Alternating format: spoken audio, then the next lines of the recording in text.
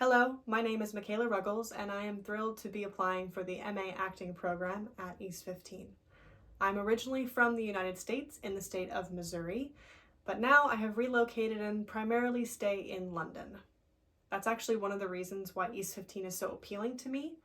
Of course, it's appealing because it is one of the highest ranked UK drama conservatoires in the country, but it also is located in London, which is incredibly important to me because I want to be near the drama hub of the UK and really of Europe. Plus, I like the fact that it's actually on the outskirts of London, so I get more of that relaxed, sort of suburban feeling, which is more like what I grew up with, so I'm more comfortable with it. But I'm right next to the city, which means I can come in for hopefully lots of auditions and performances. I will be performing The Merchant of Venice by William Shakespeare in the role of Portia, as well as Lungs by Duncan Macmillan in the role of Woman. You see me, Lord Bassanio, where I stand such as I am, though for myself alone I would not be ambitious in my wish to wish myself much better. Yet for you I would be troubled 20 times myself, 1,000 times more fair, 10,000 times more rich, that only to stand high in your account I might in virtues, beauties, livings, friends exceed account. But the full sum of me is the sum of something which, to term and gross, is an unlessoned girl, unschooled, unpracticed. Happy in this, she is not yet so old, but she may learn. Happier than this, she is not bred so dull, but can learn.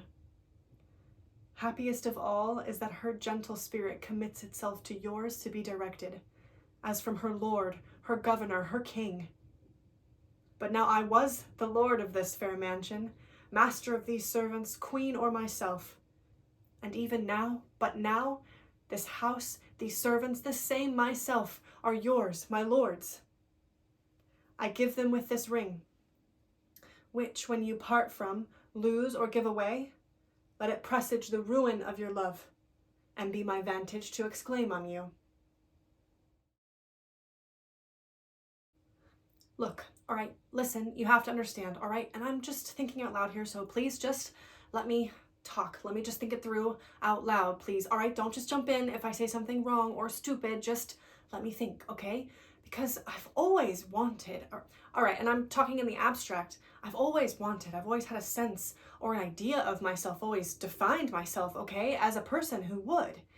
That my purpose in life, that my function on this planet would be to.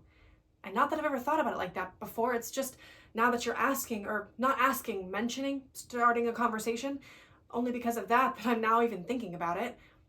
But it's always been a sort of given for me, an assumption ever since I was a little girl playing with dolls. I mean, long, long before I met you. And I guess it's never been what it should be, which is an extension, an expression of, love or whatever. It's always been this, all right, and this is going to sound stupid and naive, but it's always been an image, I guess, of myself with a bump and glowing in that motherly, or pushing a pram or a cot or a mobile above it, singing to it, reading Beatrix Potter and Dr. Seuss. I don't care. I've never cared about it being a boy or a girl, just small and soft and adorable with that milky head smell and the tiny socks and giggles and, yes, vomit even. It's all a part of it, looking after it, caring for it. That's, I think, the impulse. And there's always been a father in the picture, just sort of a blurring background generic man. I'm sorry, it's just the picture of my life I've had ever since I was able to think, and I've never questioned it. Never.